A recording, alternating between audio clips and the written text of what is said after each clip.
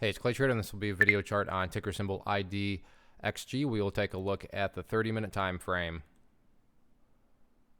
Real quick, what do I mean by 30-minute in case maybe you're new to charts? Instead of each one of these candlesticks representing 1 day's worth of price action, which is what you would normally see, each one represents 30 minutes. So while this may look like several days worth of time right here, it's actually just today's price action broken down into 30-minute time slices. I did this analysis yesterday, so that's where these red and green line annotations are coming from.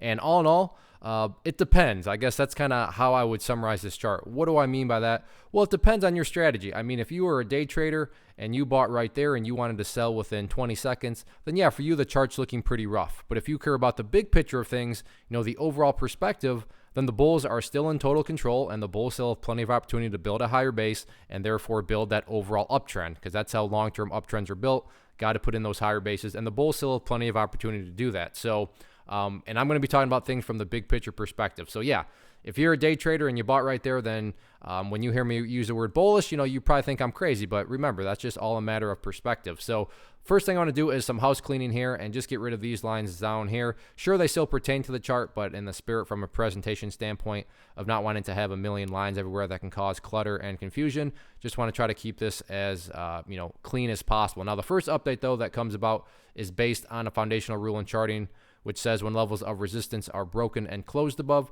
you want to see them act as support. So for those of you that did watch yesterday's video, hopefully you remember me talking about $1.20 as resistance. And this brings a tear to my eye, almost just the power of charts and why I laugh when people say, oh, charts don't work. Well, I mean, like I said, and I promise I have not moved this line. If you don't believe me, that's fine. I'm not offended. Just go back in the video archives and watch the video that I did on Thursday.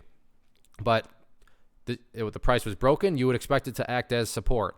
And surprise, surprise, look right where the price immediately bounced off there and didn't quite hit it there, but got down in the vicinity. So good real-life example of resistance turning into support. So $1.20 is going to be that ideal level. Meaning, Clay, what would make this chart look the strongest going forward?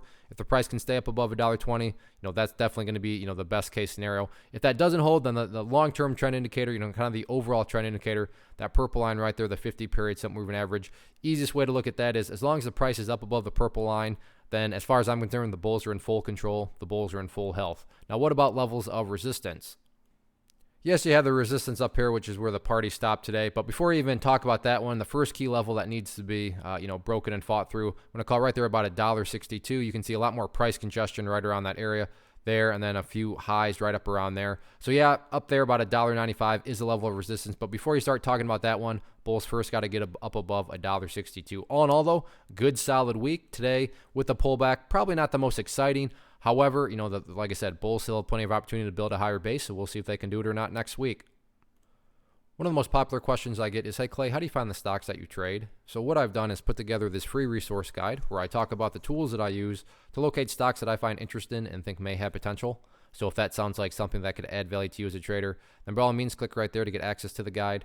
The guide itself is very short and to the point, and like I say, it is free. Thanks for watching. Have a great weekend.